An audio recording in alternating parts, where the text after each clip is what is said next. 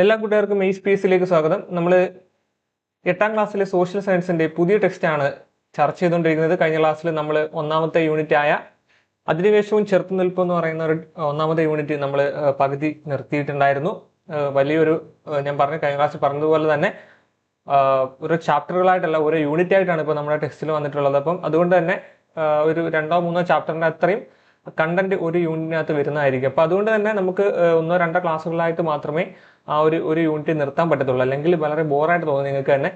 അപ്പൊ നമ്മൾ ആ യൂണിറ്റ് ഇന്ന് തീർക്കുകയാണ്. അപ്പൊ ആ ഒന്നാമത്തെ യൂണിറ്റ് ആയ അധിനിവേശവും ചെറുത്തുനിൽപ്പും എന്ന് പറയുന്ന ഒന്നാമത്തെ യൂണിറ്റ് നമ്മൾ ഇന്ന് തീർക്കുകയാണ്. അപ്പോൾ കഴിഞ്ഞ ക്ലാസ്സിൽ നമ്മൾ പഠിച്ചു നിർത്തിയതിന് ബാക്കിയായിട്ടാണ് തുടങ്ങുന്നത്. അപ്പൊ അതിനകത്ത് കഴിഞ്ഞ ക്ലാസ്സിൽ പറയാത്ത ഒരു കാര്യം കൂടി എന്ന് പറയുകയാണ്. 1639 മദ്രാസ് തുറമുഖത്തിന്റെ ചുങ്ക വരുമാനത്തിന്റെ പകുതി നൽകണമെന്ന ഉപാധിയോടെ പ്രാദേശിക രാജാവായ ദമർല വെങ്കടാദ്രി നായക ദീർഘകാലത്തേക്ക് മദ്രാസ് തുറമുഖം ബ്രിട്ടീഷുകാർക്ക് നൽകി എന്നതായിരുന്നു. അപ്പൊ നമ്മൾ കഴിഞ്ഞ ക്ലാസ്സിൽ ഈ ബ്രിട്ടീഷുകാരുടെ നമ്മുടെ 1757 പ്ലാസി യുദ്ധം കാര്യങ്ങളൊക്കെ പറഞ്ഞ കൂട്ടത്തിൽ ആ സൈഡിൽ കിടന്നിട്ടുള്ള ഒരു കോളത്തിനകത്ത് കൊടുത്തിട്ടുള്ള ഒരു കാര്യമായിരുന്നു. നമ്മൾ അത് ജസ്റ്റ് ഒന്ന് വിട്ടുപോയോണ്ട് അതൊന്ന് ഓർമ്മപ്പെടുത്തുകയാണ്. അറിയാത്തവര് ഈ ടേമൊക്കെ നമ്മൾ ആദ്യമായിട്ട് കേൾക്കായിരിക്കും. ഈ പേരൊക്കെ നമ്മുടെ ടെക്സ്റ്റിലൊക്കെ ആദ്യമായിട്ട് വരുന്ന ഒരു കാര്യമാണ്. അതുകൊണ്ട് തന്നെ വളരെ ഇമ്പോർട്ടന്റ് ആണ്. 1639 മദ്രാസ് തുറമുഖത്തിന്റെ ചുങ്ക വരുമാനത്തിന്റെ പകുതി നൽകണമെന്ന ഉപാധിയോടുകൂടി പ്രാദേശിക രാജാവായിരുന്ന ദമർല വെങ്കടാദ്രി നായക. ആ പേര് ജസ്റ്റ് ഒന്ന് മനസ്സിലാക്കി വെച്ചേക്കുക. ചിലപ്പം വേണമെങ്കിൽ നമുക്ക് ചോദിച്ചേക്കാം, ദമർല വെങ്കടാദ്രി നായക എന്ന് പറയുന്ന രാജാവായിരുന്നു. അദ്ദേഹം ദീർഘകാലത്തേക്ക് എന്ത് ചെയ്തു? മദ്രാസ് തുറമുഖം ബ്രിട്ടീഷുകാർക്ക് നൽകി. അപ്പോൾ ഇത്തരത്തിലുള്ള ഒരു ആവശ്യം ഉന്നയിച്ചുകൊണ്ട് മദ്രാസ് തുറമുഖം ബ്രിട്ടീഷുകാർക്ക് നൽകിയത് ആരാണെന്ന് ചോദിച്ചാൽ ആ രാജാവിന്റെ പേരൊന്ന് ഓർത്തു വെച്ചേക്കുക, ദമർല വെങ്കടാദ്രി നായക. മദ്രാസ് തുറമുഖമാണ്. ആ മദ്രാസ് ആ ദമർല എന്നുള്ള ഒരു പേരിലേക്ക് നമ്മളെ കൊണ്ടെത്തിക്കണം. മദ്രാസ് തുറമുഖം ആരാണ് കൊടുത്തതെന്ന് ചോദിച്ചാൽ ദമർല വെങ്കടാദ്രി നായക ദീർഘകാലത്തേക്ക് മദ്രാസ് തുറമുഖം ബ്രിട്ടീഷുകാർക്ക് നൽകി. ഓക്കെ, അതിന്റെ താഴോട്ട് വരുമ്പോൾ 1662 പോർച്ചുഗീസ് രാജകുമാരിയായ ഖാദറിനെ വിവാഹം ചെയ്തപ്പോൾ ബ്രിട്ടീഷ് രാജാവ് ചാൾസ് രണ്ടാമന് ഉപകാരമായിട്ട് അല്ലെങ്കിൽ സ്ത്രീധനമായിട്ടൊക്കെ ലഭിച്ച പ്രദേശമാണ് ബോംബെ. ഇത് നമുക്കറിയാം, ഇത് ഒരുപാട് തവണ കേട്ടിട്ടുള്ളതാണ് അല്ലെ. ഒരുപാട് തവണ PSCയിൽ പിന്നെ ആവർത്തിച്ച് ചോദിക്കുന്ന ഒരു ക്വസ്റ്റ്യൻ ആയിരുന്നു. ബോംബെ ആർക്ക്, ഏത് രാജാവിന് സ്ത്രീധനമായിട്ട് ലഭിച്ചതാണെന്നൊക്കെ ചോദിച്ചിട്ടുണ്ട്. അപ്പൊ 1662 ആ വർഷം വലിയ ഇമ്പോർട്ടന്റ് അല്ല എങ്കിലും ജസ്റ്റ് നോക്കി വെച്ചോ, അത് അങ്ങനെ ഒരുപാട് തവണ ചോദിച്ച് കണ്ടിട്ടില്ല. 1662 പോർച്ചുഗീസ് രാജകുമാരിയായ ഖാദറിനെ, പോർച്ചുഗീസ് രാജകുമാരിയായിരുന്ന ഖാദറിനെ വിവാഹം ചെയ്തപ്പോൾ ബ്രിട്ടീഷ് രാജാവ് ചാൾസ് രണ്ടാമന്, അപ്പൊ ഈ ചാൾസ് രണ്ടാമൻ ഇമ്പോർട്ടന്റ് ആണ്, ഒരുപാട് തവണ ചോദിച്ചിട്ടുണ്ട്. ചാൾസ് രണ്ടാമന് ഉപഹാരമായിട്ട് ലഭിച്ചിട്ടുള്ള പ്രദേശമായിരുന്നു ഏതെന്ന് പറയുന്നത് ബോംബെ എന്ന് പറയുന്നത്. അപ്പൊ ഏത് രാജകുമാരിയെന്ന് ചോദിച്ചാൽ പോർച്ചുഗീസ് രാജകുമാരിയായിരുന്ന ഖാദറിനെ വിവാഹം ചെയ്തപ്പോൾ ചാൾസ് രണ്ടാമന് ഉപഹാരമായിട്ട് ലഭിച്ച പ്രദേശമായിരുന്നു ബോംബെ. പിന്നീട് ഇപ്പൊ അറിയാം, മുംബൈ എന്നാണ് ഈ പ്രദേശത്തെ അറിയപ്പെടുന്നത്. അപ്പം ഈ പ്രദേശം ഇംഗ്ലീഷ് ഈസ്റ്റ് ഇന്ത്യ കമ്പനിക്ക് പിന്നീട് എന്ത് ചെയ്തിട്ടുണ്ടായിരുന്നു? കൈമാറിയിട്ടുണ്ടായിരുന്നു. അതാണ് അവിടെ കൊടുത്തിട്ടുള്ളത്. പിന്നീട് താഴോട്ട് വരുമ്പോൾ മൂന്നാമത്തെ പോയിന്റ് ആണ്. 1698 സുധ നദി, കാലിക്കട്ട, ഗോവിന്ദ്പൂർ എന്നീ 3 ഗ്രാമങ്ങൾക്ക് ചുറ്റും ബ്രിട്ടീഷുകാർ പണിത കോട്ടയാണ് വില്യം കോട്ട. അപ്പൊ ആ 3 സ്ഥലങ്ങൾ കൂടി, ആ ഗ്രാമങ്ങൾ കൂടി ഒന്ന് മനസ്സിലാക്കി വെച്ചേക്കണം. വർഷമൊന്നും വലിയ ഇമ്പോർട്ടന്റ് അല്ല എങ്കിൽ ആ സ്ഥലങ്ങളൊന്നും ഓർത്ത് വെച്ചേക്കുക. 1698 സുധ നദി, കാലിക്കട്ട നമുക്കറിയാം, നമ്മുടെ കാലിക്കട്ട് പോലെ ഓർത്താൽ മതി. കൽക്കട്ട എന്നുള്ള പ്രദേശം ആയതുകൊണ്ടാണ് പിന്നീട് കൽക്കട്ട എന്ന പേരിലേക്ക് മാറിയതാണ്. കാലിക്കട്ട, പഴയത് കാലിക്കട്ട എന്നായിരുന്നു അറിയപ്പെട്ടത്. അതേപോലെ ഗോവിന്ദ്പൂർ എന്നീ 3 ഗ്രാമങ്ങൾക്ക് ചുറ്റും ബ്രിട്ടീഷുകാർ പണിത കോട്ടയാണ് ഇതെന്ന് പറയുന്നത് വില്യം കോട്ട. അപ്പൊ ഒന്ന് ആലോചിച്ചേക്കണം, വില്യം കോട്ട. ക്രമേണ ഈ പ്രദേശം പട്ടണമായിട്ട് മാറി കൽക്കട്ട എന്ന പേരിലാണ് പിന്നീട് അറിയപ്പെടുന്നത്. ഈ കാലിക്കട്ട എന്ന പേര് കേൾക്കുമ്പോൾ നമുക്ക് അറിയാമല്ലോ, കാലിക്കട്ട, അതുപോലെ സുധ നദി, ഗോവിന്ദ്പൂർ, ഇത് 3 എന്താണ് പിന്നീട് കൽക്കട്ട എന്ന് പറയുന്ന വലിയൊരു സിറ്റിയിലേക്ക് ഈ 3 ഗ്രാമങ്ങൾ കൂടി ചേർന്നിട്ടാണ് പിന്നീട് എന്തായത് കൽക്കട്ട എന്ന് പറയുന്ന ഒരു വലിയ പട്ടണത്തിന്റെ പേര് അറിയപ്പെടാൻ തുടങ്ങിയത്. നമ്മൾ പഠിച്ചത് സാന്താൾ കലാപം വരെയായിരുന്നു. സാന്താൾ കലാപം നമ്മൾ പറഞ്ഞു. സാന്താളുകൾ പോരാട്ടങ്ങൾക്ക് തുടക്കം കുറിച്ച വർഷം 1855 ആയിരുന്നു. സിദ്ധു കാൻഹു, ഇത് 2 പേരായിരുന്നു ഇതിന്റെ നേതൃത്വം കൊടുത്തിട്ടുണ്ടായിരുന്നു. അവർ ബ്രിട്ടീഷുകാർ വധിക്കുകയുണ്ടായി. അതുപോലെ തന്നെ അവരുടെ കലാപത്തെ ബ്രിട്ടീഷുകാർ അടിച്ചമർത്തുകയുണ്ടായി. 1855 വർഷം ഇമ്പോർട്ടന്റ് ആണെന്നൊക്കെ നമ്മൾ പറഞ്ഞു നിർത്തി. അവിടെ വരെയായിരുന്നു നമ്മൾ പറഞ്ഞു നിർത്തി. അടുത്തതായിട്ട് നമ്മൾ പറയാൻ പോകുന്ന കലാപമാണ് ഉൽഗുലാൻ അല്ലെങ്കിൽ ഗ്രേറ്റ് ടമൾട്ട് എന്ന് പറയുന്നത്. ഗ്രേറ്റ് ടമൾട്ട്, ഉൽഗുലാൻ. ഈ ഒരു കലാപത്തെ കുറിച്ച് വലുതായിട്ട് ആരും കേട്ടിട്ടുണ്ടായിരിക്കത്തില്ല. സാന്താൾ കലാപം പോലെ ഇന്ത്യയിലെ പല പ്രദേശങ്ങളിലും ഗോത്ര ജനതയുടെ കലാപങ്ങൾ ഉണ്ടായിട്ടുണ്ടായിരുന്നു. 19ാം നൂറ്റാണ്ടിന്റെ അവസാന ദശകത്തിൽ നടന്ന ഗോത്രവർഗ കലാപമാണ് ഉൽഗുലാൻ എന്ന് പറയുന്നത്. ഇത് മുണ്ട കലാപം എന്നാണ് പൊതുവെ അറിയപ്പെടുന്നത്. നമ്മൾ മുണ്ട കലാപം കേട്ടിട്ടുണ്ട് അല്ലെ? അപ്പൊ ഈ മുണ്ട കലാപത്തിന്റെ മറ്റൊരു പേരാണ് ഉൽഗുലാൻ എന്നത് നമ്മൾ മനസ്സിലാക്കണം. അല്ലെങ്കിൽ മുണ്ട കലാപം അല്ലെങ്കിൽ ഉൽഗുലാൻ കലാപം. ഓക്കെ, വലിയ കോലാഹലം അല്ലെങ്കിൽ വലിയ ഇളക്കം എന്നാണ് ഉൽഗുലാൻ എന്ന പദത്തിന്റെ അർത്ഥം. ഒരു ഗോത്രഭാഷയാണ്. വലിയ കോലാഹലം, ഇത് ഒന്ന് അറിഞ്ഞിരുന്നാൽ മതി. വലിയ കോലാഹലം അല്ലെങ്കിൽ വലിയ ഇളക്കം എന്നാണ് ഈ ഒരു ഉൽഗുലാൻ എന്ന പദത്തിന്റെ അർത്ഥം. നമുക്ക് വേണമെങ്കിൽ ചോദിക്കാം, ഉൽഗുലാൻ കലാപവുമായി ബന്ധപ്പെട്ട് അല്ലെങ്കിൽ മുണ്ട കലാപവുമായി ബന്ധപ്പെട്ട് താഴെ കൊടുത്തിട്ടുള്ള പ്രസ്താവനകളിൽ ശരിയായത് ഏത് അല്ലെങ്കിൽ ശരിയല്ലാത്തത് ഏത് എന്ന് നമുക്ക് വേണമെങ്കിൽ ഒരു ക്വസ്റ്റ്യൻ വരാം. അപ്പൊ ഉൽഗുലാൻ കലാപവുമായിട്ട് ബന്ധപ്പെട്ടുകൊണ്ട് അല്ലെങ്കിൽ മുണ്ട കലാപവുമായിട്ട് ബന്ധപ്പെട്ടുകൊണ്ട് ഉൽഗുലാൻ എന്ന വാക്കിന്റെ അർത്ഥം നമ്മൾ മനസ്സിലാക്കണം. വലിയ കോലാഹലം അല്ലെങ്കിൽ വലിയ ഇളക്കം എന്നാണ് ഈ ഒരു പദത്തിന്റെ അർത്ഥം. ഇന്നത്തെ ജാർഖണ്ഡിലെ മുണ്ട ഗോത്ര വിഭാഗങ്ങളുടെ ജനവാസ മേഖലകളിൽ ബ്രിട്ടീഷ് കൊളോണിയൽ ഭരണത്തെ തകർത്ത് മുണ്ട രാജ് അല്ലെങ്കിൽ ഒരു രാജ്യം സ്ഥാപിക്കാൻ ശ്രമിച്ച ബിർസ മുണ്ടയാണ് കലാപത്തിന് നേതൃത്വം കൊടുത്തത്. അപ്പൊ ഇത്രയും കാര്യത്തിൽ അല്ലെങ്കിൽ ഈ ഒരു പാരഗ്രാഫിൽ നിന്ന് തന്നെ നമുക്ക് ഒരുപാട് കാര്യങ്ങൾ കിട്ടി. എന്തൊക്കെയാണ്? ഉൽഗുലാൻ എന്ന പദത്തിന്റെ അർത്ഥം എന്താണ്? വലിയ കോലാഹലം അല്ലെങ്കിൽ വലിയ ഇളക്കം എന്നാണ്. അതുപോലെ തന്നെ ജാർഖണ്ഡിലായിരുന്നു ഈ ഒരു കലാപം നടന്നിട്ടുള്ളത്. ഇപ്പൊ ഏത് സംസ്ഥാനത്താണെന്ന് ചോദിച്ചാൽ എവിടെയാണ്?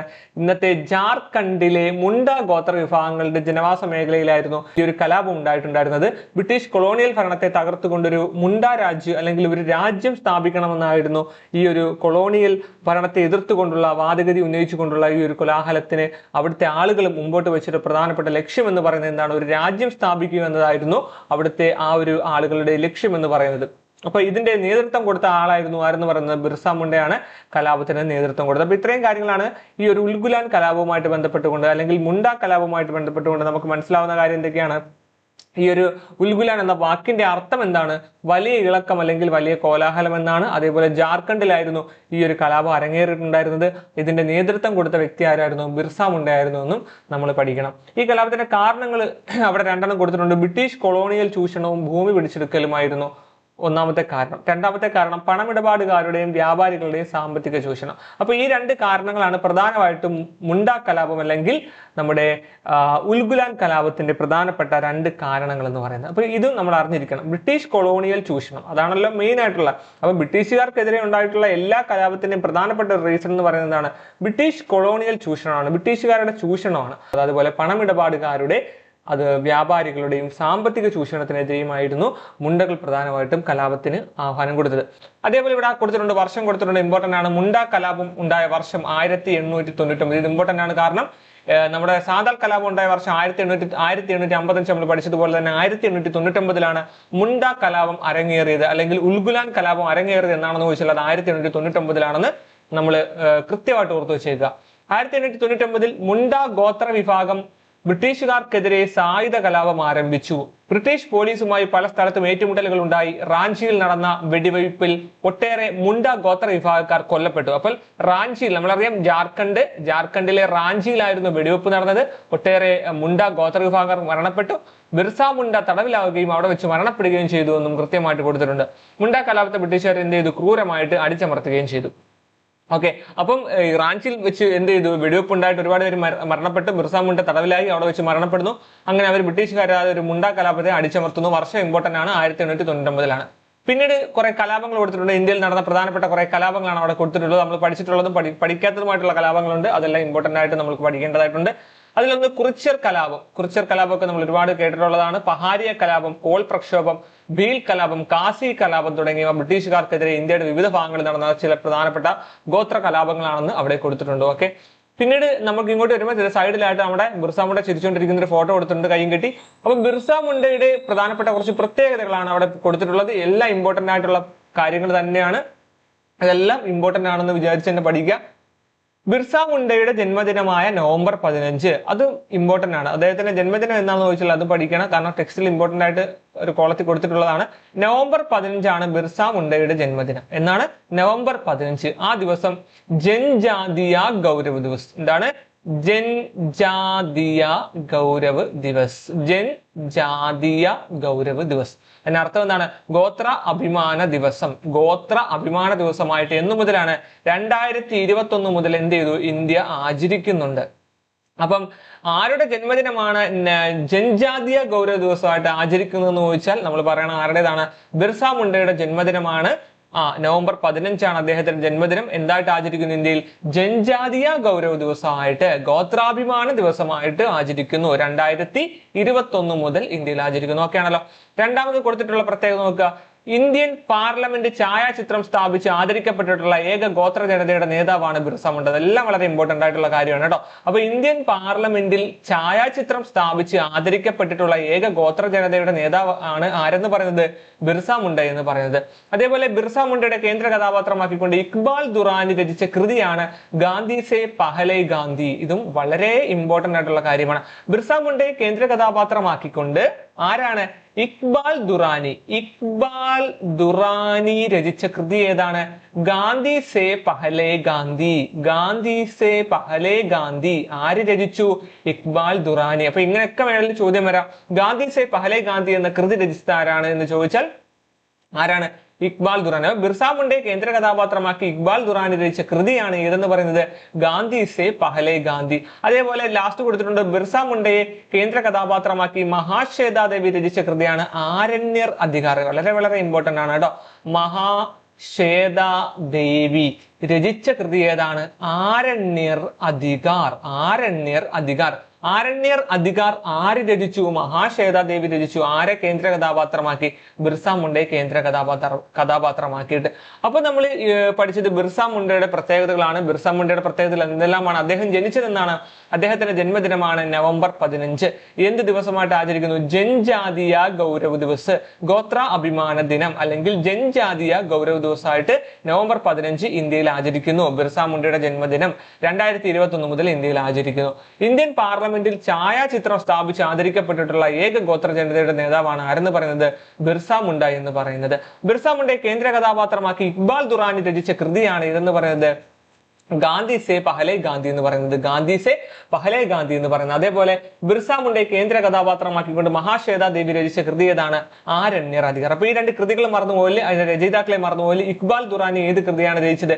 ഗാന്ധി സേ പഹലെ ഗാന്ധി. ബിർസ മുണ്ടയാണ് കേന്ദ്ര കഥാപാത്രം. അതേപോലെ മഹാശ്വേതാ ദേവി ആരണ്യർ അധികാർ, അതും ബിർസ മുണ്ടയാണ് കേന്ദ്ര കഥാപാത്രം. ഓക്കെ. പിന്നീട് താഴോട്ട് വരുമ്പോൾ പോരാട്ടത്തിന്റെ ഗർജനം, ബ്രിട്ടീഷുകാരുടെ നയങ്ങൾ തമിഴ്നാട്ടിലെ സൈനിക തലവന്മാരായ പോളിഗർമാരെയും ബാധിച്ചു എന്ന് അവിടെ കൊടുത്തിട്ടുണ്ട്. നമ്മൾ കേട്ടിട്ടുണ്ട് പോളിഗർ കലാപം നമ്മൾ കേട്ടിട്ടുണ്ട്. പോളിഗർ എന്ന് പറഞ്ഞു കഴിഞ്ഞാൽ പാളയം അഥവാ സൈനിക താവളം. എന്താണ് പാളയം? നമ്മുടെ തിരുവനന്തപുരത്തെ പ്രധാനപ്പെട്ട ഒരു സ്ഥലമാണ് പാളയം. നമുക്കറിയാലേ പാളയം എന്ന് പറഞ്ഞാൽ അതിന്റെ അർത്ഥം എന്താണ്? സൈനിക താവളം എന്നാണ്. ഓക്കെ.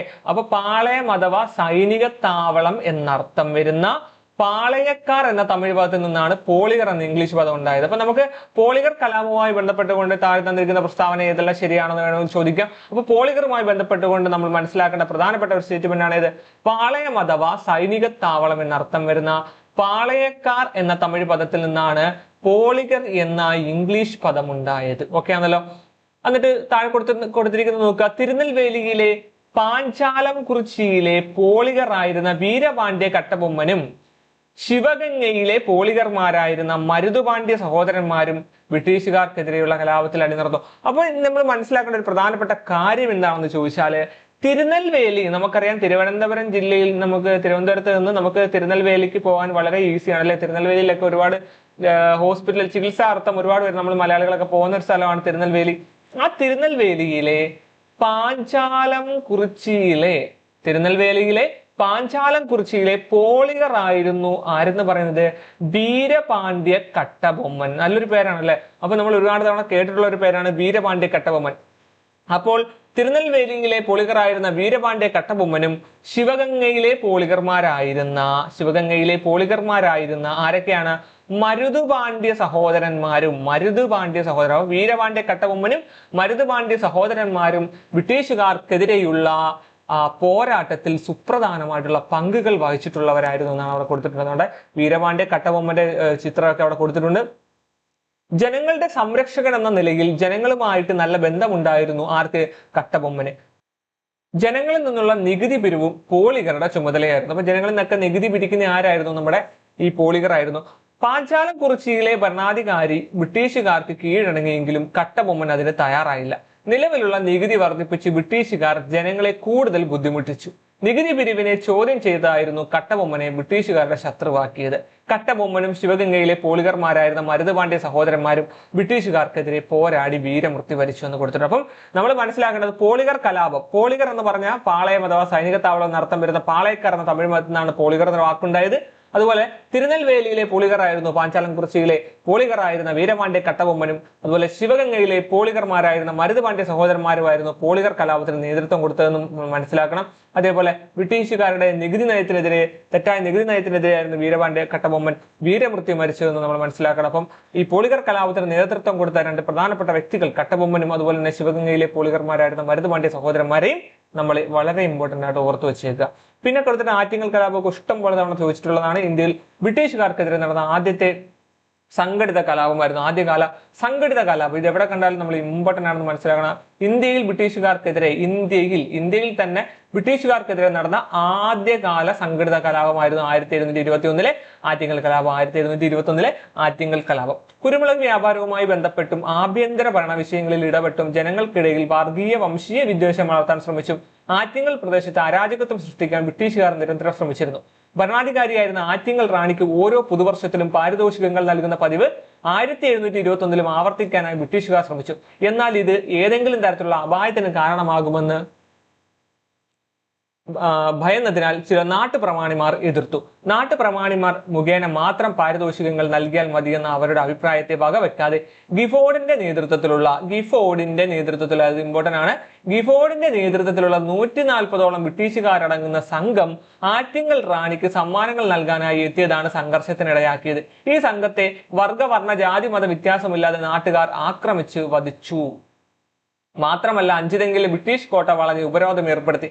കേരളത്തിൽ ബ്രിട്ടീഷ് അധികാരത്തിനെതിരെ നടന്ന ആദ്യകാല സംഘടിത ജനകീയ പ്രക്ഷോഭം എന്ന നിലയിൽ ആറ്റിങ്ങൽ കലാപം പ്രാധാന്യമറിയുന്നു. അപ്പൊ ആറ്റിങ്ങൽ കലാപം എങ്ങനെയാണ് ഉണ്ടായതെന്ന് ചോദിച്ചു കഴിഞ്ഞാല് ഈ 1721 ഇന്ത്യയിൽ ബ്രിട്ടീഷുകാർക്കെതിരെ നടന്ന ആദ്യകാല സംഘടിത കലാപമായിരുന്ന 1721 ആറ്റിങ്ങൽ കലാപം ഇമ്പോർട്ടന്റ് ആണ്, വർഷമൊക്കെ ഇമ്പോർട്ടന്റ് ആണ്. കുരുമുളക് വ്യാപാരവുമായിട്ട് ബന്ധപ്പെട്ടും ആഭ്യന്തര ഭരണ വിഷയങ്ങളിൽ ഇടപെട്ടുകൊണ്ടും ജനങ്ങൾക്കിടയിൽ വർഗീയ വിദ്വേഷം വളർത്താൻ ആര് ശ്രമിച്ചു? ഈ ബ്രിട്ടീഷുകാർ ശ്രമിക്കുകയാണ്. അങ്ങനെ അരാജകത്തെ സൃഷ്ടിക്കാൻ ബ്രിട്ടീഷുകാർ നിരന്തരം ശ്രമിച്ചുകൊണ്ടിരിക്കുന്നു. അങ്ങനെ ഭരണാധികാരിയായിരുന്ന ആറ്റിങ്ങൽ റാണിക്ക് എന്ത് ചെയ്യുന്നു? ഓരോ വർഷത്തിലും ഇവരെന്ത് ചെയ്യുന്നു? പാരിതോഷികങ്ങളൊക്കെ നൽകുന്ന ഒരു പതിവുണ്ട്. അങ്ങനെ 1721 ആവർത്തിക്കാൻ വേണ്ടി ബ്രിട്ടീഷുകാർ ശ്രമിക്കുകയാണ്. അങ്ങനെ എന്ത് ചെയ്യുന്നു? ഈ സംഭവങ്ങളെല്ലാം കൂടെ ആറ്റിങ്ങൽ റാണിക്ക് കൊടുക്കാൻ വേണ്ടിയിട്ട്, പാരിതോഷികങ്ങൾ കൊടുക്കാൻ വേണ്ടി ബ്രിട്ടീഷുകാർ വരുന്നു. അങ്ങനെ എന്ത് ചെയ്യുന്നു? അങ്ങനെ ജനങ്ങൾ അത് എന്ത് ചെയ്യുന്നു? ആക്രമിക്കുന്നു. ജനങ്ങൾ അവരെ ആക്രമിക്കുന്നു. ബ്രിട്ടീഷുകാരെ ആക്രമിച്ച് കൊല്ലുകയാണ് അവിടുത്തെ ജനങ്ങൾ. അപ്പോൾ ഗിഫോർഡിന്റെ നേതൃത്വത്തിലായിരുന്നു ഈ ആളുകൾ, ഈ പറഞ്ഞ ബ്രിട്ടീഷുകാർ ഈ പാരിതോഷികമായിട്ട് വരുന്നതെന്ന് നമ്മൾ മനസ്സിലാക്കണം. ഈ ആറ്റിങ്ങൽ കലാപത്തില് ആരുടെ നേതൃത്വത്തിൽ, ഏത് നേതാവിന്റെ നേതൃത്വത്തിലാണ് വരുന്നതെന്ന് വെച്ചാൽ അത് ഗിഫോർഡിന്റെ നേതൃത്വത്തിലായിരുന്നു. ബ്രിട്ടീഷുകാരുടെ നേതാവ് ആരായിരുന്നു എന്ന് ചോദിച്ചാൽ അത് ഗിഫോർഡ് ആയിരുന്നു എന്ന് മനസ്സിലാക്കണം. പാരിതോഷികങ്ങൾ നൽകിയാൽ മതിയെന്ന് അവരുടെ അഭിപ്രായത്തെ വകവെക്കാതെ ഗിഫോർഡിന്റെ നേതൃത്വത്തിലുള്ള 140ഓളം ബ്രിട്ടീഷുകാരടങ്ങുന്ന സംഘം എന്ത് ചെയ്തു? ആറ്റിങ്ങൽ റാണിക്ക് സമ്മാനങ്ങൾ നൽകാനായിട്ട് എത്തിയതാണ് ഈ ഒരു സംഘർഷത്തിന് കാരണമെന്ന് മനസ്സിലാക്കണം. പിന്നീട് താഴെ കൊടുത്തിട്ടുള്ളത് സ്ത്രീ മുന്നേറ്റമാണ്. അവിടെ കിട്ടൂർ റാണി ചെന്നമ്മ വാളും പിടിച്ചുകൊണ്ട് നിൽക്കുന്ന, കുതിരപ്പുറത്ത് വാളുമായിട്ട് നിൽക്കുന്ന ഒരു ഫോട്ടോ അവിടെ കൊടുത്തിട്ടുണ്ട്. ബ്രിട്ടീഷുകാരുടെ നയങ്ങൾ ഇന്ത്യയിലെ ഭരണാധികാരികളെയും ബാധിച്ചു. ബ്രിട്ടീഷുകാർക്കെതിരെ ആയുധമെടുത്ത് പോരാടിയ ധീരവനിതയായിരുന്നു കിട്ടൂർ റാണി ചെന്നമ്മ. ഇതൊക്കെ നമ്മൾ ഒരുപാട് തവണ കേട്ടിട്ടുള്ള ഒരു ലേഡിയാണ്. കിട്ടൂർ റാണി ചെന്നമ്മ എന്ന പേര് ഒരുപാട് തവണ കേട്ടിട്ടുണ്ട്. ചില ടെക്സ്റ്റിലൊക്കെ ചിന്നമ്മ എന്നും കൊടുത്തിട്ടുണ്ട്. അപ്പൊ കിട്ടൂർ റാണി ചെന്നമ്മ മറാത്ത ഭരണത്തിന്റെ മേൽക്കോയ്മ അംഗീകരിച്ച കർണാടകത്തിലെ നാട്ടുരാജ്യമായിരുന്നു കിട്ടൂർ. മറാത്ത ഭരണത്തിന്റെ മേൽക്കോയ്മ അംഗീകരിച്ച കർണാടകയിലെ നാട്ടുരാജ്യമായിരുന്നു കിട്ടൂർ. മൂന്നാം ആംഗ്ലോ മറാത്ത യുദ്ധത്തിൽ ബ്രിട്ടീഷുകാർ വിജയിച്ചതോടെ കിട്ടൂർ പ്രദേശം ഇംഗ്ലീഷ് ഈസ്റ്റ് ഇന്ത്യ കമ്പനിയുടെ നിയന്ത്രണത്തിലായി.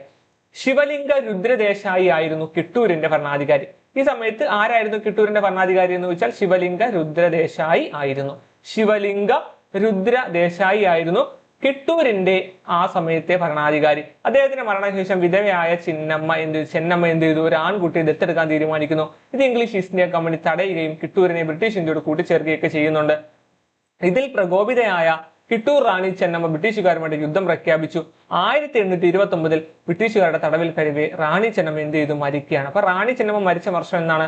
1829. അപ്പൊ സ്ത്രീ മുന്നേറ്റം എന്ന ആ ഒരു ടോപ്പിക്കിൽ നമ്മൾ ചെറിയൊരു പാരഗ്രാഫ് അവിടെ കൊടുത്തിട്ടുണ്ട്. അതിനകത്ത് കൊടുത്തിട്ടുള്ള കാര്യങ്ങൾ നമ്മൾ നോക്കുമ്പോൾ ഇത്രയും കാര്യങ്ങളാണ്. ബ്രിട്ടീഷുകാരുടെ നയങ്ങൾക്കെതിരെ ഇന്ത്യയിൽ പോരാടിയ ഒരു പ്രധാനപ്പെട്ട ധീര വനിതയായിരുന്നു കിട്ടൂർ റാണി ചെന്നമ്മ എന്ന് പറയുന്നത്.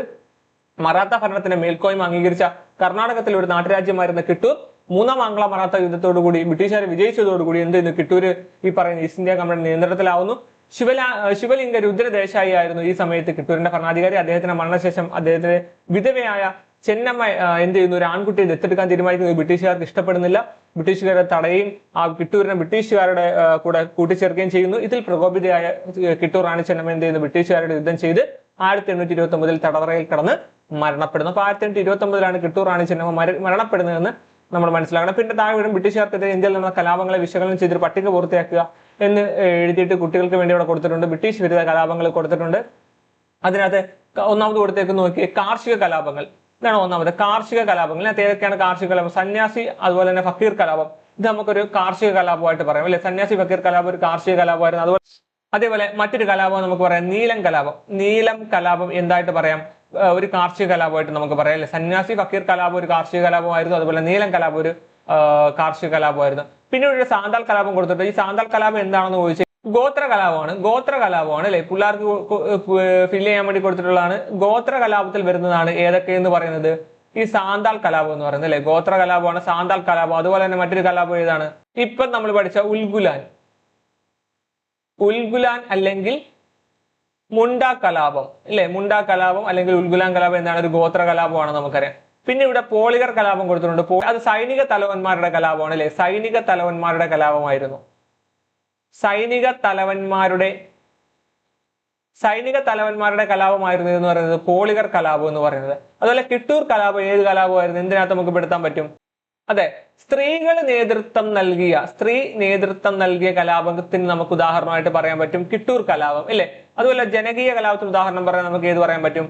യെസ്, ആറ്റിങ്ങൽ കലാപം നമുക്ക് എന്തായിട്ട് പറയാൻ പറ്റും? ആറ്റിങ്ങൽ കലാപം അതൊരു ജനകീയ കലാപമായിരുന്നു. അപ്പൊ ബ്രിട്ടീഷ് വിരുദ്ധ കലാപങ്ങളാണ് ഇവിടെ കൊടുത്തിട്ടുള്ളത്. കാർഷിക കലാപത്തിനകത്ത് നമുക്ക് സന്യാസി ഫക്കീർ കലാപങ്ങളും അതുപോലെ നീലം കലാപവും നമുക്ക് ഉൾപ്പെടുത്താം. ഗോത്ര കലാപത്തിനകത്ത് നമുക്ക് എന്തൊക്കെ പറയാം? സാന്താൾ കലാപവും ഉൽഗുലാൻ മുണ്ട കലാപവും ഒരു ഗോത്ര കലാപമായിരുന്നു. അതുപോലെ തന്നെ സൈനിക തലവന്മാരുടെ കലാപമായിരുന്നു പോളിഗർ കലാപം. അതുപോലെ സ്ത്രീകൾ നേതൃത്വം കൊടുത്ത കലാപമായിരുന്നു കിട്ടൂർ കലാപം. ജനകീയ കലാപമായിരുന്നു ആറ്റിങ്ങൽ കലാപം. ഇത്തരം കാര്യങ്ങൾ നമുക്കവിടെ ഫിൽ ചെയ്യാൻ പറ്റും. പിന്നീട് അടുത്ത പേജിലേക്ക് വരുമ്പം അവിടെ നോക്കിയേ, ബ്രിട്ടീഷ് സാമ്രാജ്യത്തെ പിടിച്ചുകുലുക്കിയ കൊടുങ്കാറ്റ് എന്ന് പറഞ്ഞുകൊണ്ടൊരു പേജ് നമുക്ക് അവിടെ കൊടുത്തിട്ടുണ്ട്. കൻവറും സംഘവും നദീമധ്യത്തിലേക്ക് നീങ്ങി തുടങ്ങിയപ്പോഴാണ് കരയിൽ നിന്ന് ഇംഗ്ലീഷ് പട്ടാളം വെടിവെച്ചു തുടങ്ങിയത്. കൻവർ സിംഗിന്റെ ഇടത് കൈക്ക് വെടിയേറ്റു, കൈ ഒടിഞ്ഞു തൂങ്ങി. കൻവർ സിംഗ് പിന്നെ മടിച്ചില്ല. ആ സാഹസികൻ അരയിൽ തിരികെ കടാരയെടുത്ത് നിഷ്പ്രയോജനമായ ഭുജം വെട്ടിക്കളഞ്ഞു. ഗംഗാമാതാവിന് ഇത് ഞാൻ തർപ്പണം ചെയ്യുന്നു എന്ന് പറഞ്ഞാണ് മുറിച്ചെടുത്ത അവയവഭാഗം നദിയുടെ കയത്തിലേക്ക് വീശിയെറിഞ്ഞത്. നമുക്കറിയാം കൻവർ സിംഗിനെ കുറിച്ചൊക്കെ നമ്മൾ 1857 കലാപത്തിലൊക്കെ ഒരുപാട് പഠിച്ചിട്ടുള്ളതാണ്. കൻവർ സിംഗ് നേതൃത്വം കൊടുത്ത സ്ഥലങ്ങൾ നമ്മൾ പഠിച്ചിട്ടുണ്ട്. അപ്പൊ ഇത് നോക്കിയ KSICL ദേശീയ സ്വാതന്ത്ര്യ സമര ചരിത്രം കുട്ടികൾക്ക് എന്ന് പറയുന്ന ഒരു ടെക്സ്റ്റിൽ കൊടുത്തിട്ടുള്ള കുറച്ച് കാര്യങ്ങളാണ്. 1857 കലാപത്തിൽ ബ്രിട്ടീഷുകാർക്കെതിരെ പോരാടിയ കൻവർ സിംഗിന്റെ ധീരതയെക്കുറിച്ചിട്ടുള്ള വാക്കുകളാണ് ഇവിടെ കൊടുത്തിട്ടുള്ളത്. എന്തിനായിരിക്കാം കൻവർ സിംഗ് ബ്രിട്ടീഷുകാർക്കെതിരെ പോരാടിയത് എന്നൊരു ക്വസ്റ്റ്യൻ അവിടെ കൊടുത്തിട്ടുണ്ട്. ഇംഗ്ലീഷ് ഈസ്റ്റ് ഇന്ത്യ കമ്പനിക്കെതിരെ ഇന്ത്യയുടെ പല ഭാഗത്തും ഒറ്റപ്പെട്ട പോരാട്ടങ്ങൾ ഉണ്ടായിരുന്നു എന്ന് നമുക്കറിയാം, നമ്മൾ പഠിച്ചിട്ടുണ്ട്. അത്തരം പോരാട്ടങ്ങളെല്ലാം കമ്പനി പട്ടാളം അടിച്ചമർത്തി. എന്നാൽ ബ്രിട്ടീഷ് സാമ്രാജ്യത്തിനെതിരായി ഇന്ത്യയിൽ നടന്ന സംഘടിത കലാപമായിരുന്നു 1857 ഉണ്ടായത്. അതുകൊണ്ട് തന്നെ ചരിത്രകാരന്മാർ ഈ കലാപത്തെ ഇന്ത്യയുടെ ഒന്നാം സ്വാതന്ത്ര്യ സമരമായിട്ടൊക്കെ വിശേഷിപ്പിക്കുന്നുണ്ട്. അപ്പൊ ഇങ്ങനെ ഈ 1857 കലാപത്തെ ഒരുപാട് വിശേഷണങ്ങൾ ലഭിച്ച കലാപമായിരുന്നു. അത് വിശേഷണങ്ങൾ നൽകിയത് ആരാണെന്ന് നമുക്ക് പഠിക്കേണ്ടതായിട്ടുണ്ട്. സാധാരണക്കാര്, കർഷകര്, കൈത്തൊഴിലുകാര്, നാട്ടുരാജാക്കന്മാര്, സൈനികര്, ഭൂപ്രഭുക്കന്മാര് തുടങ്ങിയ സമൂഹത്തിലെ വിവിധ ജനവിഭാഗങ്ങൾ പങ്കെടുത്ത ആദ്യത്തെ ബ്രിട്ടീഷ് വിരുദ്ധ സമരമായിരുന്നു ഇതെന്ന് പറയുന്നുണ്ട്. വിവിധ ജനവിഭാഗങ്ങളെ കലാപത്തിൽ പങ്കെടുക്കാൻ പ്രവേശിച്ച ഘടകങ്ങൾ എന്തെല്ലാമാണെന്ന് അവിടെ ക്വസ്റ്റ്യനായിട്ട് കൊടുത്തിട്ടുണ്ട്. ബ്രിട്ടീഷുകാർ നടപ്പിലാക്കിയ ഭരണപരിഷ്കാരങ്ങൾ കലാപത്തിന് കാരണമായി എന്ന് തന്നെയാണ് നമുക്കറിയാം. നമ്മൾ പഠിച്ചിട്ടുണ്ട് 1857 കലാപത്തിന്റെ കാരണങ്ങൾ എന്തെല്ലാമാണ് നമുക്കറിയാം. ഇത്തരത്തിലുള്ള രണ്ട് ബ്രിട്ടീഷ് നയങ്ങളായിരുന്നു സൈനിക സഹായ വ്യവസ്ഥയും അതുപോലെ തന്നെ ദത്തവകാശ നിരോധന നിയമവും. ഈ ബ്രിട്ടീഷുകാരുടെ തെറ്റായിട്ടുള്ള ഭരണപരിഷ്കാരത്തിന് ഉദാഹരണമായിട്ടുള്ള രണ്ട് കാര്യങ്ങളാണ് ഏതൊക്കെ എന്ന് പറയുന്നത്. ഒന്ന് സൈനിക സഹായ വ്യവസ്ഥ നമുക്കറിയാം, അതുപോലെ ദത്തവകാശ നിരോധന നിയമം. സൈനിക സഹായ വ്യവസ്ഥ എന്താണെന്ന് നമ്മൾ പഠിച്ചിട്ടുള്ളതാണ്. അവിടെ കൊടുത്തിട്ടുണ്ട് സബ്സിഡറി അലയൻസ് പോളിസിയാണ്. ഇന്ത്യയിൽ ബ്രിട്ടീഷുകാരുടെ സാമ്രാജ്യ വികസനത്തിനും കൂടുതൽ അധീശത്വം ഉറപ്പിക്കുന്നതിനും വേണ്ടി ഗവർണർ ജനറൽ ആയിരുന്ന വെല്ലസ്ലി പ്രഭു സൈനിക സഹായ വ്യവസ്ഥ കൊണ്ടുവന്നത് ആരാണെന്ന് ഒരു 10,000 തവണയെങ്കിലും PSC ചോദിച്ചിട്ടുണ്ട്. വെല്ലസ്ലി പ്രഭു നമുക്കറിയാം. വെല്ലസ്ലി പ്രഭു ആണ് സൈനിക സഹായ വ്യവസ്ഥ നടപ്പിലാക്കിയിട്ടുള്ള ഗവർണർ ജനറൽ എന്ന് പറയുന്നത്. സൈനിക സഹായ വ്യവസ്ഥ ഇത് പ്രകാരം ബ്രിട്ടീഷുകാരുമായിട്ട് സൈനിക സഖ്യത്തിൽ ഏർപ്പെടുന്ന നാട്ടുരാജ്യങ്ങൾ ചില വ്യവസ്ഥകൾ പാലിക്കേണ്ടതായിട്ടുണ്ടായിരുന്നു. സൈനിക സഹായ വ്യവസ്ഥയുടെ പ്രത്യേകതകൾ എന്താണെന്ന് പറഞ്ഞാൽ, ഒന്നാമത്തേത്, സൈനിക സഹായ വ്യവസ്ഥയിൽ ഏർപ്പെടുന്ന നാട്ടുരാജാവ് കമ്പനി സൈന്യത്തിന്റെ ഒരു യൂണിറ്റ് തന്റെ രാജ്യത്തിനുള്ളിൽ സ്ഥിരമായിട്ട് പാർപ്പിക്കണം. അതാണ് സൈനിക സഹായ വ്യവസ്ഥയുടെ ഒന്നാമത്തെ വ്യവസ്ഥ. ആ ഒരു നമുക്ക് ഇങ്ങനെ വേണമെങ്കിൽ ക്വസ്റ്റ്യൻ വരാം. സൈനിക സഹായ വ്യവസ്ഥയുമായി ബന്ധപ്പെട്ടുകൊണ്ട് താഴെ തന്നിട്ടുള്ളതിൽ തെറ്റായിട്ടുള്ള പ്രസ്താവന ഏത് എന്ന് വേണമെങ്കിൽ നമുക്കൊരു സ്റ്റേറ്റ്മെന്റ് വരാം. അപ്പൊ നമ്മൾ ഒന്നാമത്തെ കാര്യം മനസ്സിലാക്കണം, സൈനിക സഹായ വ്യവസ്ഥ കൊണ്ടുവന്നിട്ടുള്ളത് ആരാണ്? വെല്ലസ്ലി പ്രഭു ആണ്. അതിന്റെ പ്രത്യേകതകൾ ഒന്നാമത് പറയുന്നത്, സൈനിക സഹായ വ്യവസ്ഥയിൽ ഏർപ്പെടുന്ന നാട്ടുരാജാവ് കമ്പനി സൈന്യത്തിന്റെ ഒരു യൂണിറ്റ് തന്നെ എന്ത് ചെയ്യണം? രാജ്യത്തിനുള്ളിൽ സ്ഥിരമായിട്ട് പാർപ്പിക്കണം. രണ്ടാമത്തെയാണ്, കമ്പനിയുടെ സൈനിക വിഭാഗത്തിനുള്ള എല്ലാ ചെലവും സഖ്യത്തിൽ ഏർപ്പെടുന്ന രാജാവ് വഹിക്കുകയും വേണം. അതായത് കമ്പനിയുടെ സൈനിക വിഭാഗത്തിനുള്ള എല്ലാ ചെലവും എന്ത് ചെയ്യണം? ആ രാജ്യത്തെ രാജാവ് വഹിക്കണം. മൂന്നാമത്തെയാണ്, കമ്പനിയുടെ അനുമതിയില്ലാതെ മറ്റ് യൂറോപ്യൻ രാജ്യങ്ങളുമായിട്ട് സഖ്യത്തിലൊന്നും ഏർപ്പെടാൻ പാടില്ല. കമ്പനിയുടെ അനുമതി ഇല്ലാതെ മറ്റ് യൂറോപ്യൻ രാജ്യങ്ങളുമായിട്ട് ഒരു സഖ്യത്തിൽ ഏർപ്പെടാൻ ആ രാജ്യത്തെ രാജാവിന് അധികാരമില്ല. അപ്പൊ ഈ സൈനിക സഹായ വ്യവസ്ഥ ശരിക്കും പറഞ്ഞാൽ എന്തിനു വേണ്ടിയിട്ടുള്ളതായിരുന്നു എന്ന് ചോദിച്ചാൽ, ബ്രിട്ടീഷുകാരുടെ മേൽക്കോയ്മ നടപ്പിലാക്കുന്ന ഒരു വ്യവസ്ഥയായിരുന്നു സൈനിക സഹായ വ്യവസ്ഥ എന്ന് പറയുന്നത്. സൈനിക സഹായ വ്യവസ്ഥയിൽ ഏർപ്പെടുന്ന നാട്ടുരാജാവ് എന്ത് ചെയ്യാൻ പാടില്ല?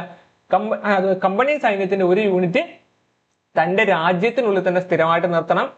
അവര് എല്ലാ ചെലവും ആര് വഹിക്കണം? ആ രാജ്യത്തെ രാജാവ് വഹിക്കണം. അതുപോലെ കമ്പനിയുടെ അനുമതി ഇല്ലാതെ ഒരു യൂറോപ്യൻ രാജ്യങ്ങളുമായിട്ടും ഒരു സഖ്യത്തിൽ ഇടപെടാൻ പാടില്ല.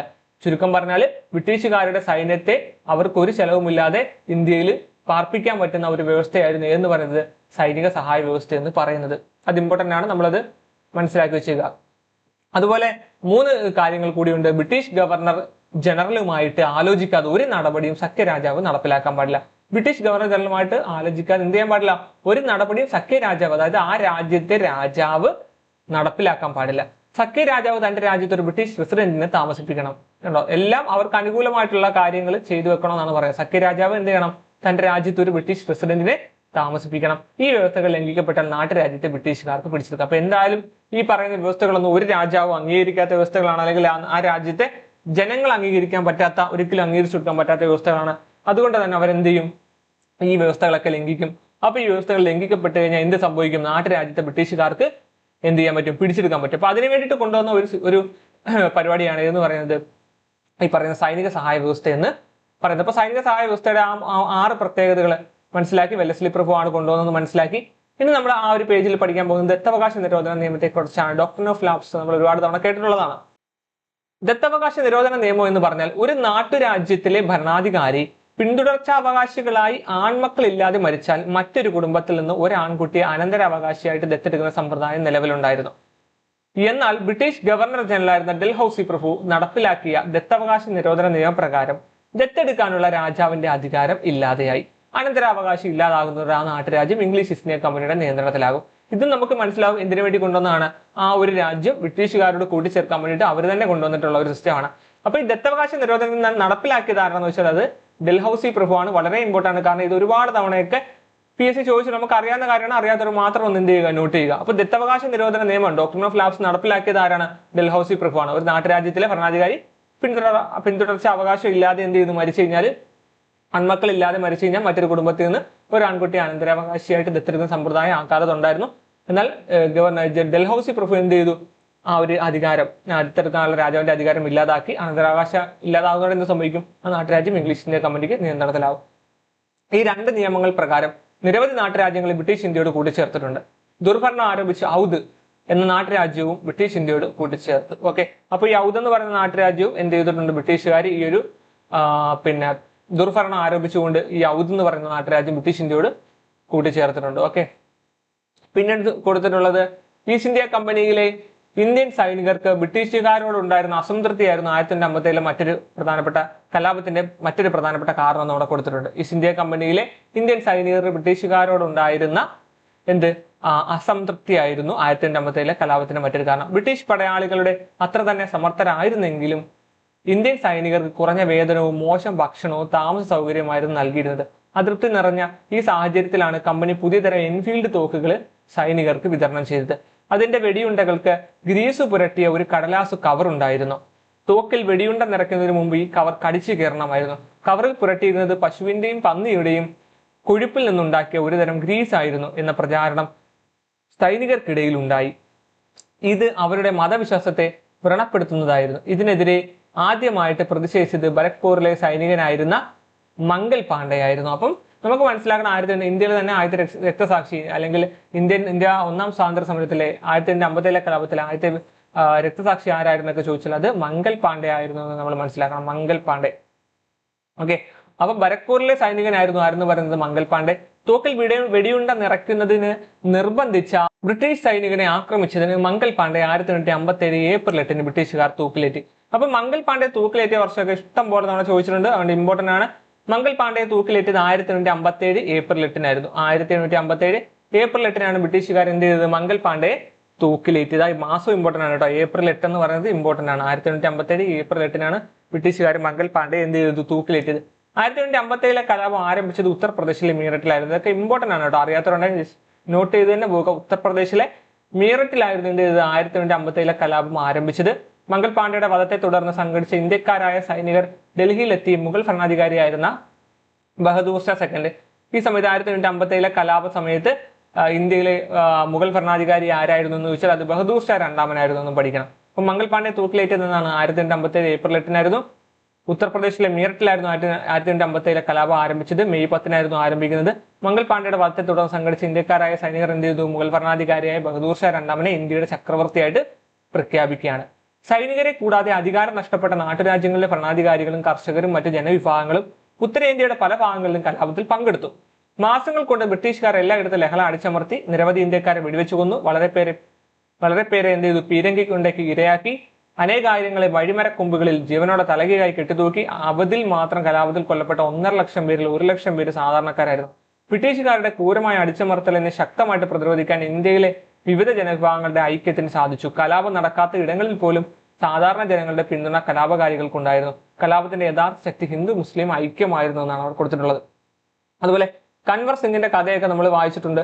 ഇതുപോലെ ധാരാളം ദേശസ്നേഹികൾ ബ്രിട്ടീഷുകാർക്കെതിരെ പോരാടിയിട്ടുണ്ട്. അവരിൽ ചിലരെ നമുക്ക് പരിചയപ്പെടാമെന്ന് അവിടെ കൊടുത്തിട്ടുണ്ട്.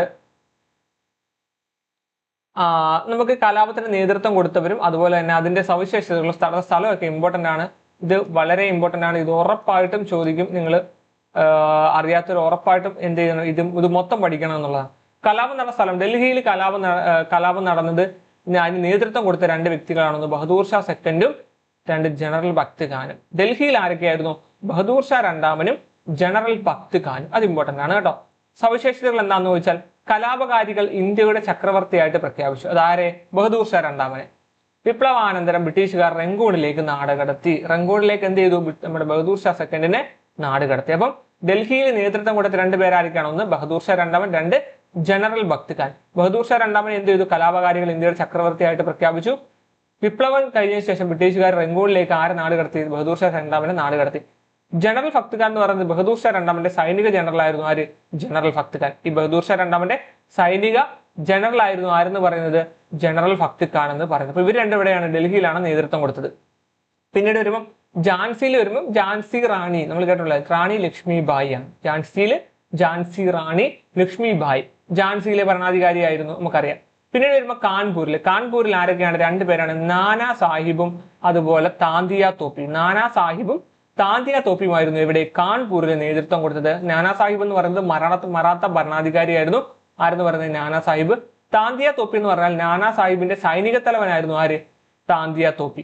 ഗറില്ല യുദ്ധമുറകളൊക്കെ പ്രയോഗിച്ച വ്യക്തിയായിരുന്നു. ആര്? താന്തിയ തോപ്പി എന്ന് പറഞ്ഞു. ഓക്കെ ആണല്ലോ. അപ്പൊ കാൺപൂർ ആരൊക്കെയാണ്? നാനാ സാഹിബും താന്തിയ തോപ്പിയും. ഡൽഹിയിൽ നമുക്കറിയാം ബഹദൂർ ഷാ രണ്ടാമനും ജനറൽ ഭക്ത് ഖാനും. ഝാൻസി റാണി ലക്ഷ്മിബായി. കാൺപൂരിൽ നാനാ സാഹിബും താന്തിയ തോപ്പിയുമാണ്. നാനാ സാഹിബ് മറാത്ത ഭരണാധികാരിയായിരുന്നു. താന്തിയ തോപ്പി ഇദ്ദേഹത്തിന്റെ സൈനിക തലവനാണ്. ഗറില്ല യുദ്ധമുറകളൊക്കെ ബ്രിട്ടീഷുകാർക്കെതിരെ നടത്തിയത് ആരാണ്? താന്തിയ തോപ്പിയാണ്. ലക്നൌവിൽ നമുക്കറിയാം, ഒരുപാട് തവണ കേട്ടിട്ടുണ്ട്, ബീഗം ഹസ്രത്ത് മഹലാണ് ഇവിടെ ലക്നൌവിൽ അവധിലെ ഭരണാധികാരിയായിരുന്നു. ആര്? ബീഗം ഹസ്രത്ത് മഹൽ എന്ന് പറയുന്നത്. അതുപോലെ തന്നെ ബീഹാറിലെ ആര എന്ന് പറയുന്ന സ്ഥലത്ത് കൻവർ സിംഗ് ആയിരുന്നു. നമുക്കറിയാം കൻവർ സിംഗ് ആയിരുന്നു. ബീഹാറിലെ ആര എന്ന് പറയുന്ന സ്ഥലത്ത് ആരായിരുന്നു? കൻവർ സിംഗ്. ആരാന്ന് ചോദിച്ചാൽ കൻവർ സിംഗ്. എവിടെ? നമ്മുടെ ആര, ബീഹാറിലെ ആണ് ആര. അവിടെ കൻവർ സിംഗ് ആയിരുന്നു. ജഗദീഷ്പൂരിലെ കർഷക പ്രഭു ആയിരുന്നു ആരെന്ന് പറയുന്നത്? കൻവർ സിംഗ് എന്ന് പറയുന്നത് കേട്ടോ. കഴിഞ്ഞ ടെസ്റ്റുകളിലൊന്നും ഈ ഒരു പ്രത്യേകത, കൻവർ സിംഗിന്റെ ഈ ഒരു പ്രത്യേകത നമ്മൾ കണ്ടിട്ടില്ല. ജഗദീഷ്പൂരിലെ കർഷക പ്രഭു ആയിരുന്നു ആരെന്ന് ചോദിച്ചാൽ അത് കൻവർ സിംഗ് ആണ്. ഓക്കെ ആണല്ലോ. അപ്പം 1850 കലാപവുമായിട്ട് ബന്ധപ്പെട്ടുകൊണ്ട് സ്ഥലങ്ങളും ഈ പറയുന്ന ആളുകളുടെ പേരുകളും ഈ എവിടെയൊക്കെയാണ് നേതൃത്വം കൊടുത്തവരെയും സവിശേഷതകളും വളരെ ഇമ്പോർട്ടൻ്റ് ആണ്. നമ്മൾ പഠിച്ചേ പറ്റൂ, വേറെ ഒരു മടിയും വിചാരിക്കരുത്. അതുപോലെ തന്നെ 1857 കലാപത്തിന്റെ ചില പരിമിതികൾ കൊടുത്തിട്ടുണ്ട്. കലാപം ഉത്തരേന്ത്യയിൽ ഏതാനും ഭാഗങ്ങളിൽ മാത്രമായിട്ട് ഒതുങ്ങി. അതായത് ഈ 1857 കലാപം പരാജയപ്പെടാനുണ്ടായ ഒന്നാമത്തെ കാരണം എന്ന് പറയുന്നത് കലാപം എന്ന് എവിടെയാണ്, നോർത്ത് ഇന്ത്യയിൽ മാത്രമേ, നോർത്ത് ഇന്ത്യയിലും പ്രധാനപ്പെട്ട കുറച്ച് പ്രദേശങ്ങളിൽ മാത്രമായിട്ട് ഒതുങ്ങിപ്പോയി. കലാപത്തിന് ഒരു സംഘടിത നേതൃത്വം ഉണ്ടായിരുന്നില്ല. ഓരോ പിന്നെ സ്ഥലങ്ങളിൽ ഓരോ നേതാക്കന്മാരായിരുന്നു. ഒരു നേതാവ് ഇതിനെല്ലാം യോജിപ്പിച്ചുകൊണ്ട് കണക്ട് ചെയ്യുന്ന ഒരു നേതാവ് ഉണ്ടായിരുന്നില്ല. കലാപകാരികളെക്കാൾ മെച്ചപ്പെട്ട സൈനിക ശേഷിയും സംഘടനാ മികവും ആർക്കുണ്ടായിരുന്നു? ബ്രിട്ടീഷ് ഈസ്റ്റ് ഇന്ത്യ കമ്പനി സൈന്യത്തിനുണ്ടായിരുന്നു. ഇന്ത്യയിലെ മധ്യവർഗം പൊതുവെ കലാപത്തെ എന്ത് ചെയ്തില്ല, അനുകൂലിച്ചില്ല. മധ്യവർഗം ഒന്നും അനുകൂലിച്ചില്ല. നാട്ടുരാജ്യങ്ങളിലെ ഭരണാധികാരികളെ ഒരു ഭാഗം കലാപത്തിൽ നിന്നും വിട്ടു നിൽക്കുകയും ചെയ്തു. അപ്പൊ ഈ 5 പ്രധാനപ്പെട്ട കാരണങ്ങളാണ് 1857 കലാപത്തിന്റെ പരിമിതികൾ അല്ലെങ്കിൽ കലാപം പരാജയപ്പെടാനുണ്ടായ പ്രധാനപ്പെട്ട കാരണങ്ങളൊന്ന്. കലാപം ഉത്തരേന്ത്യയിൽ മാത്രമായിട്ട് ഒതുങ്ങി. കലാപത്തിന് സംഘടന നേതൃത്വം ഉണ്ടായിരുന്നില്ല. മെച്ചപ്പെട്ട സൈനിക ശേഷിയും സംഘടനാ മികവും കമ്പനി സൈന്യത്തിനായിരുന്നു കൂടുതലുണ്ടായിരുന്നത്. അതുപോലെ ഇന്ത്യയിലെ മധ്യവർഗം ഒന്നും എന്ത് ചെയ്തില്ല, കലാപത്തെ അനുകൂലിച്ചൊന്നുമില്ല. നാട്ടുരാജ്യങ്ങളിലെ ഭരണാധികാരികളിൽ ഒരു വിഭാഗം എന്ത് ചെയ്ത് കലാപത്തിൽ നിന്നും വിട്ടുനിന്നു. അപ്പൊ ഓക്കെ ആണല്ലോ ഇത്രയും കാര്യങ്ങൾ. പിന്നെ കൊടുത്തേക്കുന്ന 1857 കലാപത്തെ ബ്രിട്ടീഷുകാർ അടിച്ചമർത്തിയെങ്കിലും അത് പിൽക്കാല ഇന്ത്യ ചരിത്രത്തിൽ ശ്രദ്ധേയമായിട്ടുള്ള സ്വാധീനം ചെലുത്തി. എന്തെല്ലാം നോക്കിക്കഴിഞ്ഞാൽ ഇന്ത്യയിലെ ഇംഗ്ലീഷ് ഈസ്റ്റ് ഇന്ത്യ കമ്പനിയുടെ ഭരണം അവസാനിച്ചു. ഇതാണ് 1857 കലാപത്തിന്റെ ഏറ്റവും പ്രധാനപ്പെട്ട ഒരു പോയിന്റ് എന്ന് പറയുന്നത്. നമുക്ക് ചോദിച്ചിട്ടുണ്ട് 1857 കലാപത്തിലെ 1857 കലാപത്തിന് ശേഷം ഇന്ത്യയിലുണ്ടായ പ്രധാനപ്പെട്ട ഒരു മാറ്റം എന്താണെന്ന് ചോദിച്ചാൽ എന്താണത്? ഇന്ത്യയിൽ ഇംഗ്ലീഷ് ഈസ്റ്റ് ഇന്ത്യ കമ്പനിയുടെ ഭരണം എന്ത് ചെയ്തു, അവസാനിച്ചു. അതുപോലെ ഇന്ത്യയുടെ ഭരണം ബ്രിട്ടീഷ് രാജ്ഞിയുടെ നേരിട്ടുള്ള നിയന്ത്രണത്തിലായി. ഗവർണർ ജനറൽ എന്നതിന് പകരം വൈസ്രോയ് എന്ന പദവി നിലവിൽ വന്നു. ഇതെല്ലാം ഇമ്പോർട്ടൻ്റ് ആണ് കേട്ടോ. ഗവർണർ ജനറൽ എന്ന പേരിന് പകരം എന്ത് വന്നു, വൈസ്രോയ് എന്ന് പറയുന്ന പദവിയിലേക്ക് മാറി. അതുപോലെ ഇന്ത്യയിലെ പിൽക്കാല ദേശീയ പ്രസ്ഥാനങ്ങൾക്ക് ഇതൊരു പ്രചോദനമായി. ഇപ്പൊ ഈ 3 കാര്യങ്ങൾ പ്രധാനമായിട്ട് നമ്മൾ മറന്നുപോലെ ഇന്ത്യയിലെ ഇംഗ്ലീഷ് ഈസ്റ്റ് ഇന്ത്യ കമ്പനിയുടെ ഭരണം അവസാനിച്ചത് 1857 കലാപത്തിന് ശേഷമാണ്. അതുപോലെ തന്നെ ഇന്ത്യയുടെ ഭരണം ബ്രിട്ടീഷ് രാജ്ഞിയുടെ നേരിട്ടുള്ള നിയന്ത്രണത്തിലായി. ഗവർണർ ജനറൽ എന്നതിന് പകരം എന്തായി, വൈസ്രോയ് എന്ന പദവി നിലവിൽ വന്നു. ഓക്കെ ആണല്ലോ. കച്ചവടത്തിനായിട്ട് വന്ന വിദേശികൾ ഇന്ത്യയിൽ രാഷ്ട്രീയ ആധിപത്യം നേടിയെടുത്തു. ഇതിനെതിരെ ഇന്ത്യയിലെ വിവിധ പ്രദേശങ്ങളെ ജനവിഭാഗങ്ങൾ നടത്തിയ ചെറുത്തുനിൽപ്പുകളും മുന്നേറ്റങ്ങളുമാണ് തുടർന്നുള്ള ദേശീയ സമരങ്ങൾക്ക് ഊർജം പകർന്നതെന്നാണ് കൊടുത്തത്. അതുപോലെ തന്നെ ഇവിടെ സൈഡിൽ കൊടുത്തിട്ടുണ്ട് 1857 കലാപം സിനിമയും സാഹിത്യവും. മോഹൻ സിൻഹയുടെ 1857 ഇത് വളരെ ഇമ്പോർട്ടൻ്റ് ആണ് കേട്ടോ. മോഹൻ സിൻഹയുടെ 1857 ഖേദൻ മെഹ്ത്ത, നമ്മൾ പണ്ടൊക്കെ പഠിച്ചിട്ടുള്ള ചേതൻ മെഹ്ത്ത ആണ്. ചേതൻ മെഹ്ത്ത അല്ലെങ്കിൽ ഖേദൻ മെഹ്ത്ത രണ്ടുകൊണ്ടാണ് കേട്ടോ. CH ആണ് ഇവിടെ കൊടുത്തിട്ടുള്ളത്. ഇംഗ്ലീഷിൽ പറയുമ്പോൾ ചേതനാണ്. ചേതൻ മെഹ്ത്ത അല്ലെങ്കിൽ ഖേദൻ മെഹ്ത്ത എങ്ങനെ വേണമെങ്കിലും വായിക്കാം. ടെക്സ്റ്റ് ഖേദൻ മെഹ്ത്ത ആണ് കൊടുത്തേക്കുന്നത്. ഖേദൻ മെഹ്ത്ത സംവിധാനം ചെയ്ത മംഗൽ പാണ്ഡെ ദ റൈസിംഗ്, അതാണ് ടെക്സ്റ്റിന്റെ പേര് കേട്ടോ. ചേതൻ മെഹ്ത്ത അല്ലെങ്കിൽ ഖേദൻ മെഹ്ത്ത സംവിധാനം ചെയ്ത മംഗൽ പാണ്ഡെ ദ റൈസിംഗ്, അതുപോലെ ക്രിഷ് ജഗർലമുഡിയുടെ Manikarnika, the queen of Jhansi എന്നീ ചലച്ചിത്രങ്ങൾ 1857 കലാപം പശ്ചാത്തലമാക്കി നിർമ്മിക്കപ്പെട്ടവയാണ്. ഇത് ഇമ്പോർട്ടൻ്റ് ആണ്, ഇത് പഠിച്ചെടുക്കുക എന്നുള്ളതേ ഉള്ളൂ. മോഹൻ സിൻഹയുടെ 1857 ഓക്കെ ആണല്ലോ. ചേതൻ മെഹ്ത്തയുടെ സംവിധാനം ചെയ്ത സിനിമയാണ് മംഗൽ പാണ്ഡെ ദ റൈസിംഗ്. ക്രിഷ് ജഗർലമുഡിയുടെ Manikarnika, the queen of Jhansi എന്നീ ചലച്ചിത്രങ്ങൾ 1857 കലാപം പശ്ചാത്തലമാക്കി നിർമ്മിക്കപ്പെട്ടത്. ഇത് വേണം ചോദിക്കാം. ഈ സിനിമ സംവിധാനം ചെയ്തത് ആരാണെന്ന് ചോദിക്കാം. മഹാശ്വേത ദേവിയുടെ ഝാൻസി റാണി, ഇതൊക്കെ ടെക്സ്റ്റ് ആണ്. മഹാശ്വേത ദേവിയുടെ ഝാൻസി റാണി, മലയാറ്റൂർ രാമകൃഷ്ണന്റെ അമൃതം തേടി എന്നീ നോവലുകളും 1857 കലാപം പശ്ചാത്തലമാക്കി രചിക്കപ്പെട്ടതാണ്. ഇതൊക്കെ ഒരുപാട് തവണ PSC ചോദിച്ചിട്ടുണ്ട് കേട്ടോ. ഈ മഹാശ്വേത ദേവിയുടെ ഝാൻസി റാണി അല്ലെങ്കിൽ ഝാൻസി റാണി എന്ന് പറയുന്ന ടെക്സ്റ്റ് എഴുതിയത് ആരാണ്? അത് മഹാശ്വേത ദേവിയാണ്. അതുപോലെ അമൃതം തേടി ഇഷ്ടം പോലെ ചോദിച്ചിട്ടുണ്ട്. അമൃതം തേടി മലയാറ്റൂർ രാമകൃഷ്ണന്റെ ആണ് അമൃതം തേടി. ഈ 2 നോവലുകൾ 1857 പശ്ചാത്തലമാക്കി ഇറക്കിയ സിനിമയാണ്. അപ്പം മോഹൻ സിൻഹയുടെ 1857 അത് ആ പേര് തന്നെ, ആ വർഷം തന്നെയാണ് ആ സിനിമയ്ക്ക് കൊടുത്തിരിക്കുന്ന പേര്. മോഹൻ സിൻഹയാണ് 1857 മൂവി എന്ത് ചെയ്തത്, ഡയറക്ഷൻ ചെയ്തത്. അതുപോലെ ചേതൻ മെഹ്ത്ത അല്ലെങ്കിൽ ഖേദൻ മെഹ്ത്ത സംവിധാനം ചെയ്ത മംഗൽ പാണ്ഡെ ദ റൈസിംഗ്, അതുപോലെ ക്രിഷ് ജഗർലമുഡിയുടെ Manikarnika, the queen of Jhansi എന്നീ ചിത്രങ്ങൾ 1857 ആ ഒരു കലാപത്തെ അടിസ്ഥാനമാക്കിക്കൊണ്ട് ഇറക്കിയിട്ടുള്ള സിനിമകളാണ്. അപ്പൊ ഇത്രയും കാര്യങ്ങളാണ് ഈ ഒരു നമ്മുടെ ടെക്സ്റ്റിൽ ആ ഒരു യൂണിറ്റിൽ പറയുന്നത്. അപ്പം ഇത്രയും കാര്യങ്ങൾ നിങ്ങൾ ഇമ്പോർട്ടൻ്റ് ആയിട്ട് പഠിച്ചു വെക്കുക. അപ്പൊ നമ്മൾ അധിനിവേശവും ചെറുത്ത് നിൽക്കും എന്ന് പറഞ്ഞ ഈ ഒരു യൂണിറ്റ് നമ്മൾ കംപ്ലീറ്റ് ചെയ്തിട്ടുണ്ട്. അപ്പൊ ഇത്രയും കാര്യങ്ങൾ ആ 2 ക്ലാസ്സുകളായിട്ടുള്ള നമ്മൾ കംപ്ലീറ്റ് ചെയ്തിട്ടുള്ളത്. അപ്പോൾ ആ 2 ക്ലാസ്സുകളും കാണുക, ഒന്നുകൂടെ റിപ്പീറ്റ് ചെയ്ത് കാണുക. അതുപോലെ നോട്ടുകൾ, അറിയാത്ത പോയിന്റുകളൊക്കെ ഒരു ബുക്കിലേക്ക് എഴുതി വെക്കുക. എന്നിട്ട് വീണ്ടും റിപ്പീറ്റ് ചെയ്ത് വായിക്കുക. അപ്പോൾ ഈ ഒരു ക്ലാസ് നിങ്ങൾക്ക് മനസ്സിലായി എന്ന് വിചാരിക്കുന്നു. എന്തെങ്കിലും ഡൗട്ടുകളും കാര്യങ്ങളും ഉണ്ടെങ്കിൽ നിങ്ങൾക്ക് കമന്റ് ബോക്സിൽ രേഖപ്പെടുത്താം. അത് രണ്ടാമത്തെ യൂണിറ്റ് എന്ന് പറയുന്നത് ദേശീയ പ്രസ്ഥാനത്തിന്റെ ആവിർഭാവത്തിലേക്ക് എന്ന് പറയുന്ന രണ്ടാമത്തെ യൂണിറ്റ് ആണ്. അടുത്ത ക്ലാസ്സിൽ നമുക്ക് ആ ഒരു യൂണിറ്റ് ചർച്ച ചെയ്യാം. അപ്പോൾ ഓക്കെ, അടുത്ത ക്ലാസ്സിൽ നമുക്ക് വീണ്ടും കാണാം.